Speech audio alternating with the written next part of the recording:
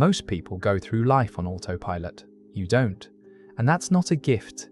It's a curse you've been told to be grateful for. While everyone else seems to glide through conversations, relationships, and daily routines without a second thought, you're stuck in the audience of your own life, watching yourself, analyzing every word before it leaves your mouth, feeling the weight of every social interaction like you're performing surgery instead of having coffee. They call it overthinking, self-awareness, being in your head. But what if I told you that what you're experiencing isn't a personality flaw? It's a specific configuration of your brain's monitoring systems, one that neuroscience has been quietly studying for decades, and the people who have it, people like you, aren't broken. They're just running a different operating system than most of the world. Let's start with what's actually happening inside your skull. There's a network in your brain called the default mode network. It was discovered in 2001 by a neuroscientist named Marcus Raichle at Washington University. He noticed something strange. When people weren't focused on external tasks, a specific set of brain regions would light up together. The medial prefrontal cortex, the posterior cingulate, the precuneus. This network does something fascinating. It generates your sense of self, your autobiographical memory, your ability to imagine future scenarios and reflect on past ones. In most people, this network activates during rest, during daydreams, during moments of mental downtime. In EU, it barely ever turns off. A study from 2012 at the University of British Columbia found that people with heightened self-awareness show dramatically different patterns in this network. Instead of toggling between task-focused attention and internal reflection, their brains blur the line. The default mode network stays partially active during conversations, during work, even during moments that should feel automatic. You're not overthinking. You're experiencing continuous self-monitoring at a neurological level. Your brain has appointed a permanent observer to watch everything you do, and that observer never clocks out. Now here's where it gets interesting. This level of awareness doesn't come from nowhere. It's often rooted in what psychologists call hypervigilance, but not the kind you'd expect. Most people associate hypervigilance with trauma, with danger, with survival, and yes, that's part of it. Research from the National Institute of Mental Health shows that early experiences of unpredictability, emotional inconsistency from caregivers, social rejection, environments where you had to read the room to feel safe. These experiences train the brain to monitor constantly. But there's another pathway, one that gets talked about less. Some people are simply born with a more sensitive temperament. Psychologist Elaine Aron documented this in the 1990s under the term sensory processing sensitivity. About 15 to 20% of the population has a nervous system that processes information more deeply.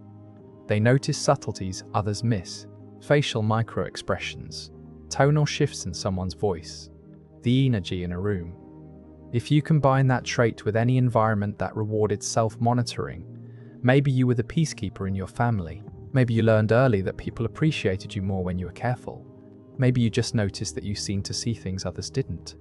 Your brain doubles down. It builds a fortress of awareness around you, not to protect you from external threats, but to protect you from the social consequence of being misunderstood.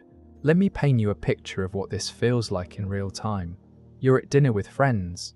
The conversation flows. Someone tells a joke. Everyone laughs.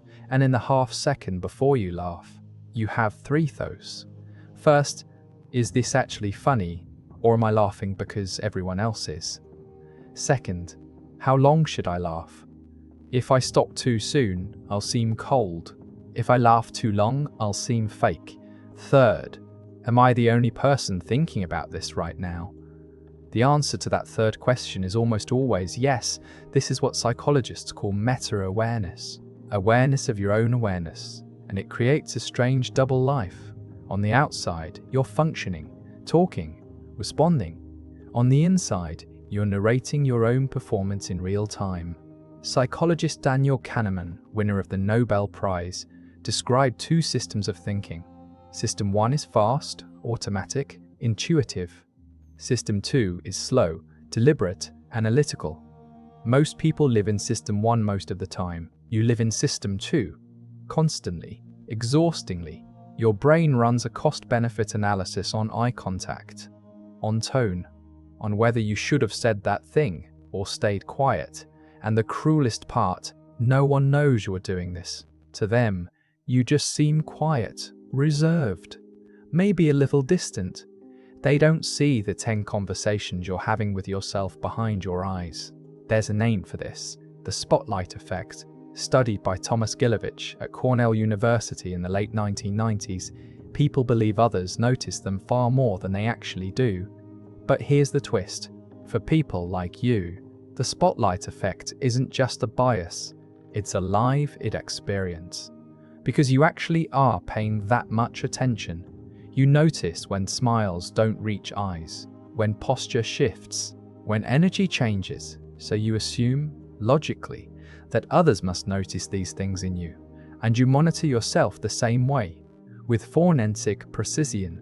This is the hidden logic of hyper-awareness. It's not irrational, it's not neurotic, it's a skill turned inward. Now let's talk about relationships. Attachment theory describes something called the anxious preoccupied style. People who crave closeness but fear being too much. But what if the issue isn't anxiety? What if you're tuned to a frequency most people can't hear? Neuroscientist Stephen Porges developed polyvagal theory. Your nervous system constantly scans for safety or threat. A delayed text, a short reply, a tonal shift. These aren't paranoid thoughts. They're your brain doing what it was built to do. Monitor, assess, predict. The problem is, most people aren't sending clear signals, so your brain fills in the gaps. And in uncertainty, it prepares for disconnection. That's why you replay conversations, why you over-apologize, why you pull away first. It's not low self-esteem, it's a H-pressictive threat distinction, and it's exhausting.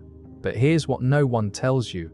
This trait isn't just a burden, it's a form of intelligence. Psychologist Howard Gardner proposed multiple intelligences. In 1983, one of them, interpersonal intelligence. You have it in abundance. You read rooms, predict conflict, hold space. This is a gift, but it comes with a cost, because when you see so much, you carry so much.